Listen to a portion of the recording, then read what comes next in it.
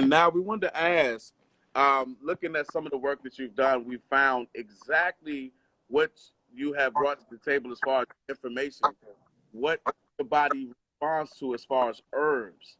Now, when coming to detoxing, there's a lot of different misinformation out when it comes to detoxing. And I see from your experience, you've seen, especially for people who are new to it, who are for the first time detoxing, there's specific steps they should put their bodies in before considering, let's say, doing a water fast. And they think that they want to jump right to doing water fasting. And you break down through nutrition, what is the best way to get your body that cycle of healing? Can you break that down or touch on that real quick? Yeah, okay, well, detox is actually a word that's misused. When you say detoxification, it means you are cleansing the body, you are removing mucus and obstructions of energy flow. That's what it is. So anything that is detox in quotes and doesn't do that is not detox. It's just a word used to sell supplements or whatever it is. If you're truly detoxifying, you need to go give the body a state where it can cleanse itself. So there are different levels of detoxification. The highest one is dry fast. The second highest is the water fast. And the third would be the juice fast, the juice cleanse. Okay, but no one should jump into a dry fast from a standard American diet because your elimination channels, the kidneys, the bowels, the skin, and the lungs are not working properly on that kind of diet. And if you go on a dry fast and there's not a lot of toxins, these toxins have nowhere to go. It will simply recirculate and can cause, it won't harm you, but it will cause severe detox symptoms. So it's not the best thing to do. You should always go gradual. You should always go with the greens and then build up to the fruits and then water fasting and then dry fasting. So when you go detoxing, you are cleansing. So you are using the least obstructive foods possible, which would be the fruits and the fruit juices, and then allow the body to cleanse itself. That's what detoxification is. Other people use detox, like I said, to do supplements or to start a shake or something, but that's not detox. So you feel the best real cleanse and the best real detox for those vital systems of the body would be fruits and leafy vegetables? Fruits more than the vegetables. I only say vegetables because fruits are very aggressive. If you go on a fruit cleanse, it can shake you up nicely. It won't harm you. It's just you have a lot of detox symptoms, like headaches and maybe cold and flu-like symptoms, etc. And if you want to avoid that, then you go on a slower pace. But the fruit juices and the fruits are very, very, very powerful stuff, and they will tell you exactly where your weaknesses are in the body once you go on them. So I like the gradual approach because I take it easy, nice and slow. Right, absolutely. And then from them, what do you feel what do you suggest would be the best types of fruits to actually implement when someone wants to go through a serious cleanse? Okay, so the fruits, you want to use fruits that are astringent. Astringent means that it pulls that mucus or the lymph system. And you need this pull because you want to dislodge and pull toxins and move the stagnant mucus that's causing the health issue. So you always want to go for citrus fruits, melons, berries are fantastic. The most powerful ones are the citrus fruits. This would be the limes and the lemons and the oranges are the most powerful ones you can use because they're very astringent. They pull out the mucus and toxins and they liquefy the lymph system or any stagnant mucus. So you always go for the citrus. They're the powerful ones. And then I know that you also are a big fan of grapes as well. Yes, people always make fun of me. I love grapes because they're delicious. They're sweet. They'll fill you up, but they're very, very, very strong. Especially the dark ones, the black ones and the red ones. If you go on a grape only diet, it will shake you up nicely. It will cleanse you up really, really strongly. And they're not year round, so you gotta use what you can get. And so we're here at Pristine Care. We use a lot of different herbs. We import directly in from Ghana as well. But but we also bring in from Grenada and we also St. Lucia. So we bring some of these living herbs. And so what's your understanding of how you do your herbal infusions? Like, I know that you guys have a kidney tea that you guys do, and we do things like with a lot of different herbs. We just talked with another company that has their blend with the dandelion and so many other things. We did with sassafras. We did a lot of cleansers. But what talk a little bit about what you do on the herbal side, pairing with the fruit cleanse to really get to your body to that cycle of healing we really want to jumpstart. Okay, yeah. Well, herbs. I say herbs because I come from Ghana. We use the H. You guys use the E. But they are friends. They were put onto earth to serve us, so to speak. You know, they're non-hybrid. They are perfect as they are, and each one is there to do a job, and each one is tissue specific. Like, absolutely, they have consciousness, or in herbalism we'll call it affinity. But I like to use consciousness because really they do have consciousness. They are alive. They're living. And even when they're living, right? But that's why we call them living herbs. Yes, exactly. Yes. Even when you put them in boiling water, they're still living. Like, it's amazing how powerful they are. But they know what to do and where to go. But you have to put them in the right environment. This is where the fruits come in, because once the fruits are in the body, the lymph system is moving properly. The herbs can reach the location they're supposed to go to easier. Or I suppose if you are on a standard American diet and you had them, you're having a hard time because they can't flow properly to the location you're supposed to go to. That's why the fruits come in, or a dry fast comes in, because there's no obstructions, and the digestive process in terms of the fruits is very little. So the herbs can do their work quicker. The lymph system is moving properly. So whenever we're using the herbs, we want to always use it and target the whole body. Don't use it for a specific issue. That's what the mistake people make. They have a kidney problem, they go for only kidney herbs. That's not the right way. You have to understand that the body works as a whole. It doesn't work in part. So if you have a kidney issue, you don't have a kidney issue, you have a systemic issue. Right. The kidney is just the weaker point where it's being reflected. Because genetic speaking, your weakness is your kidneys. It could be your liver, it could be your skin, it could be your hair, it could be, doesn't matter what it is. Depending on the person, they have their weakness in terms of their genetic weakness. The acids will express themselves in that weakness, and that's where you have the problem. But it's always a systemic thing. So if you have a kidney issue, you always want to fix the endocrine glands, because they send the hormones and they're messengers. Okay? Right. You want to fix the bowels, because the GI tract, it connects every single gland together, from the head to the bottom. Absolutely, yes, sir. You want to clean the lymph system, because the lymph system is the sewer system of our body. Every single cell in our body, it eats by the blood and eliminates waste by the lymph system.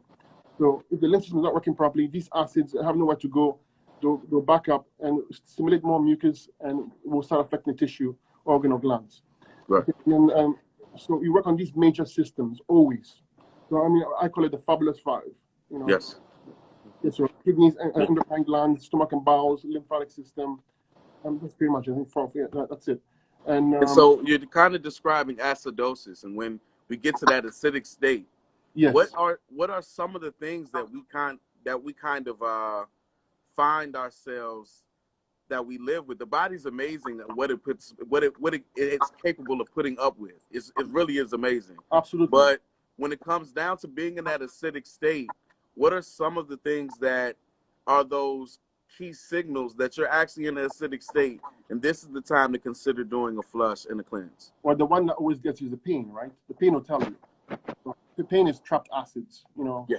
You always feel some kind of pain, some kind of bloating, some kind of, you know, if you look at the word disease, okay, I like to break it down and call it dis, ease. Yes, dis-ease, yes. In a state of ease. Yes. It's healthy. Mm-hmm. And then you get a disruption of the ease. We call it dis-ease. So your job is only to remove the disruption.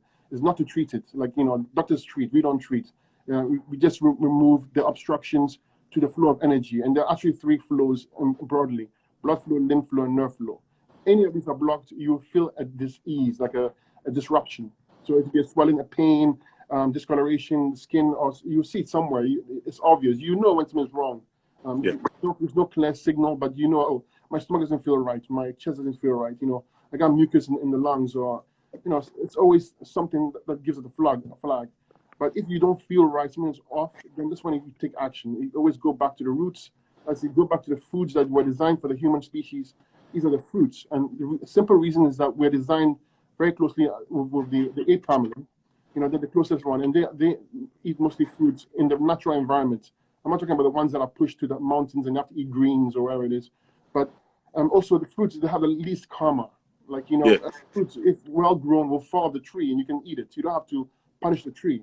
A vegetable, you have to cut it down. You know, I mean, everything has consciousness everything has life, everything has a consequence, is a cause and effect. So even when you're eating a vegetable, you have to kill it, and they do feel pain. I'm not saying don't eat it. I'm just saying that they do feel pain. But Well, I put it like this, even in more simplistic terms, cells respond to cells. And exactly. we're eating things that never had life in it, and we're expecting it to have living effects. And Uh, so having a concept of having something you're consuming that actually has life in it is going to produce life in your body. Absolutely. Yeah, we are energy beings. That's it. We are made of energy. Everything's energy around you. So you want to put food in your body that has higher energy than you need. So that the average human being will have about 5 to 6,000 angstroms of energy, the requirement. Fruits about 9,000 to 10,000. So when you put them into you, you're putting more energy in. When if you like a piece of cooked meat is like, I think it goes minus. If you're lucky, 100, you're deficit. So you're actually losing energy by consuming it. So when you're ill or you just want to feel great, you just want to eat foods that are injecting energy and life into you. And this is what it's coming. And the herbs are the same way. The herbs, they have consciousness and have energy as well. So if you consume them, the right ones, they will infuse energy into you as well and open up all the channels so that you have the right energy flow so you feel great. There's nobody who doesn't go on fruits, the right kind of fruits, for a week or two who doesn't feel fantastic. Those people who feel bad, they're highly toxic and they can't tolerate it. So in that case, they should go into vegetable and salads, etc., for a few weeks before they come into the fruits. But no one can deny it. You go on a fruit cleanse, you feel the energy vibrating through you.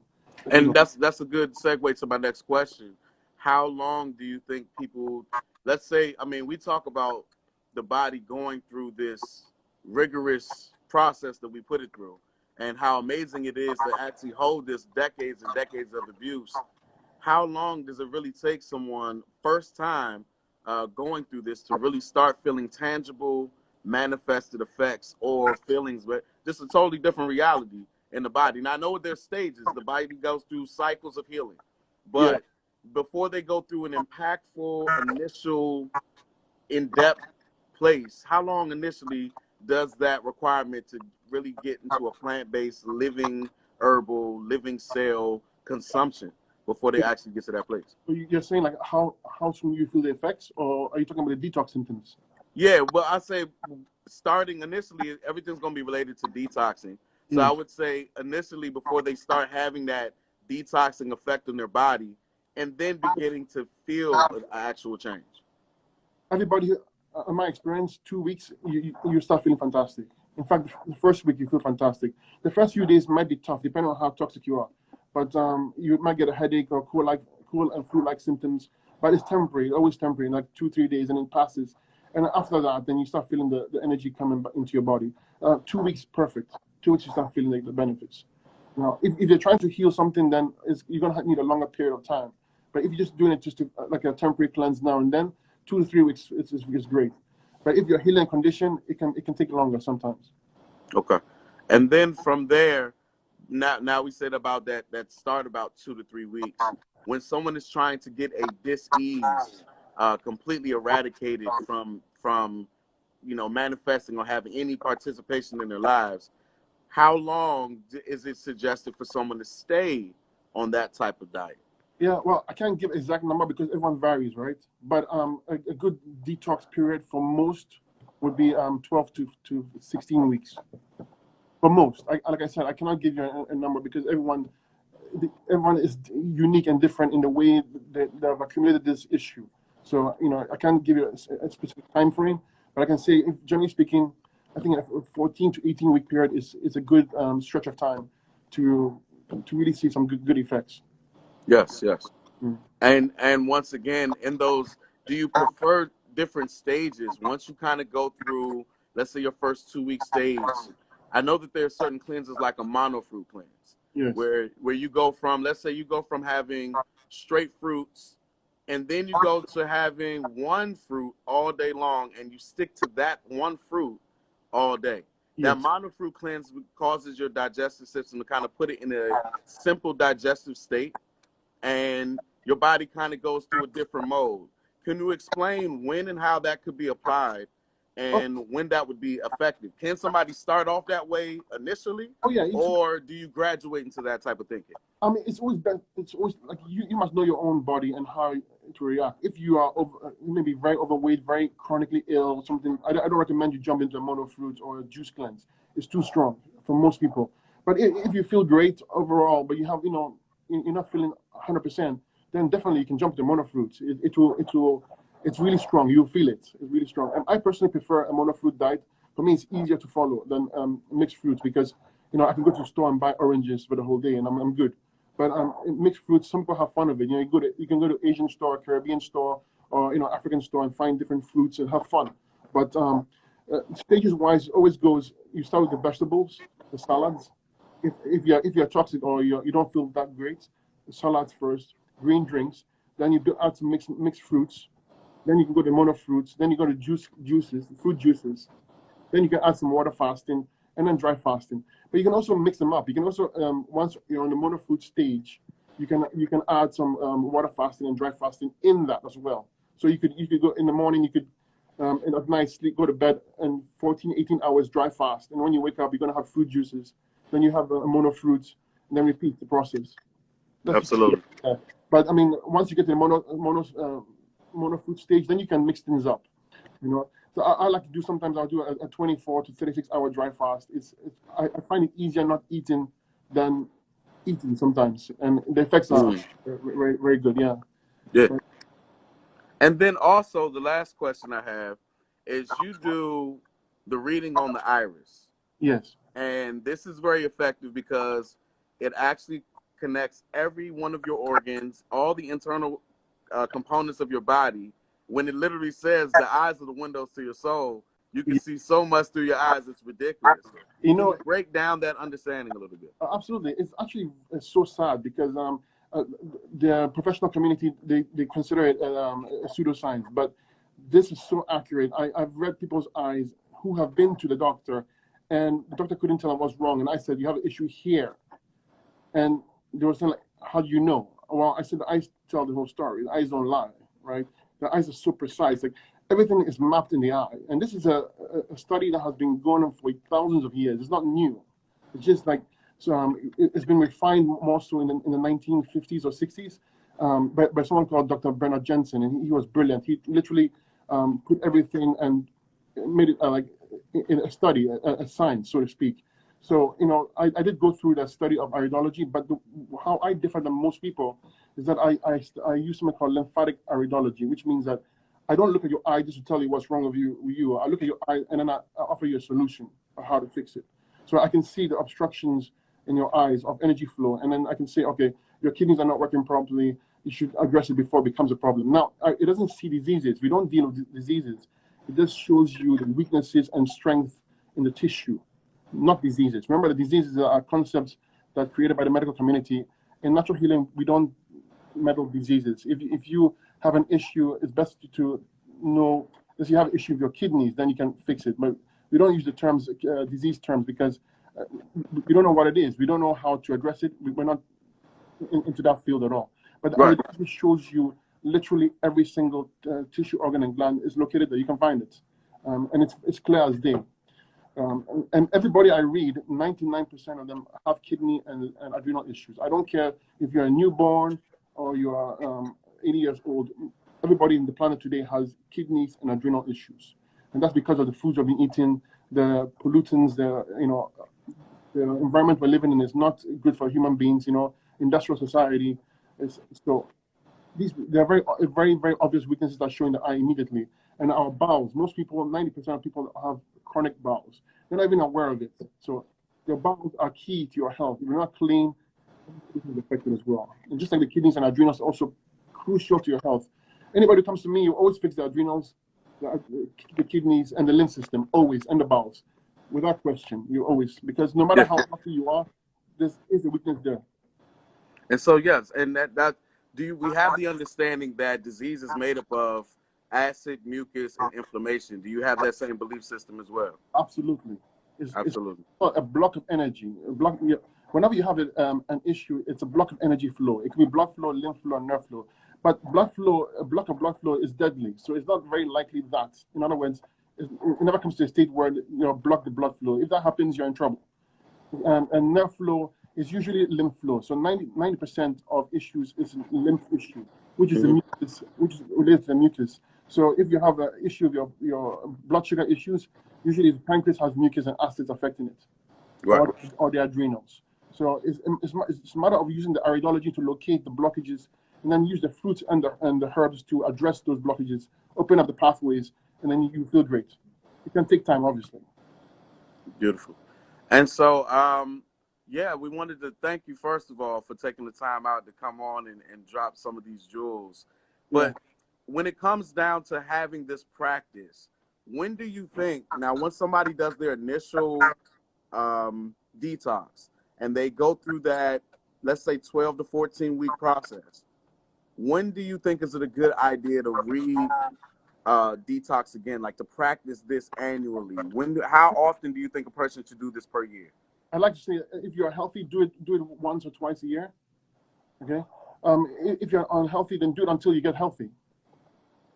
Okay. But someone like myself, my diet, for instance, once I detox, I'm never going back. Like my diet is 80%, 70 to 80% fruits, and then the rest be raw veggies and some cooked vegan.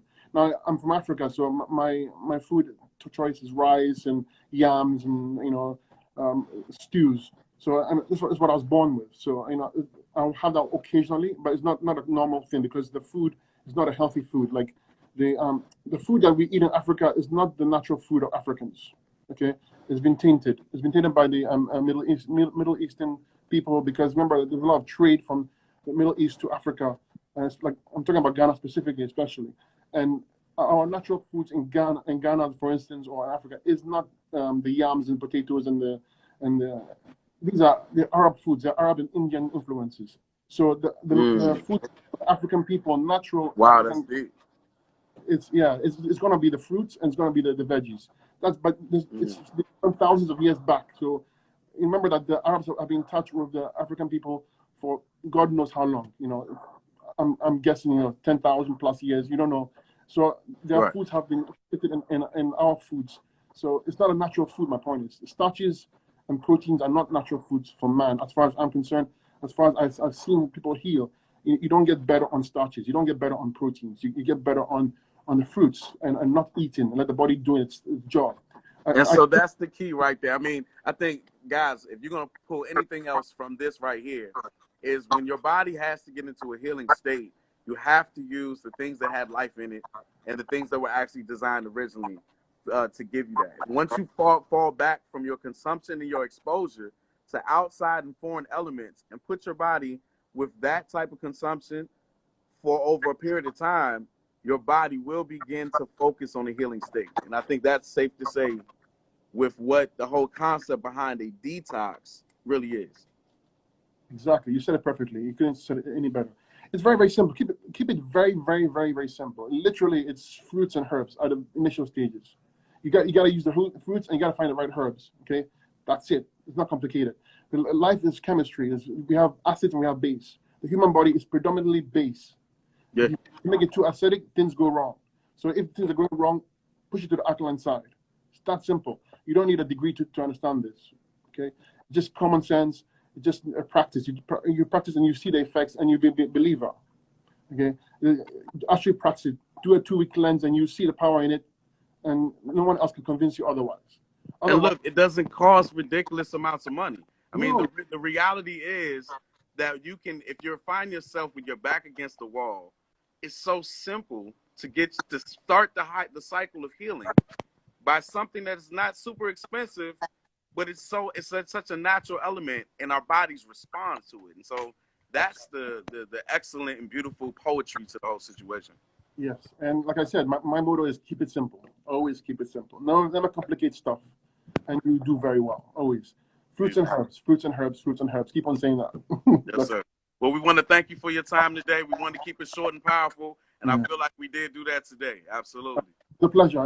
Nothing makes me happier than helping people. If I can teach you something and you can help somebody else, I've done my part. Okay, so that's what I'm here for. I'm here to help you so you can help others. Absolutely. This info is not to be kept. It's to be shared and it's to be given for free. This is what I do. Why I'm doing this for right now, because if one person I can change one person, I've done my job. Absolutely. And here at Pristine Care, we value that. We feel like not only should we do that with our food consumption, but imagine commercial products that we're rubbing in our skin in 26 seconds, and they have nothing that's edible inside of them at all. No. But they're going through the same systems. And so we believe that anything that we're using as far as cosmetics, as far as cleansing, as far as using for our bodies and maintenance, should 100% be plant and herbal based. Period. Absolutely. I agree. Absolutely. If you can't eat it, don't put it on your skin. Absolutely. Absolutely. Okay, so all right, well, thank you so much, brother, man. We're going to save this, and we appreciate your time once again. Hopefully we can do this soon. If we get enough people who share this and, you know, really love it, we'll do it again. It's my pleasure. Thank you so much for the opportunity as well. Thank you, sir. You have a wonderful day. Okay, bye. All right, bye-bye.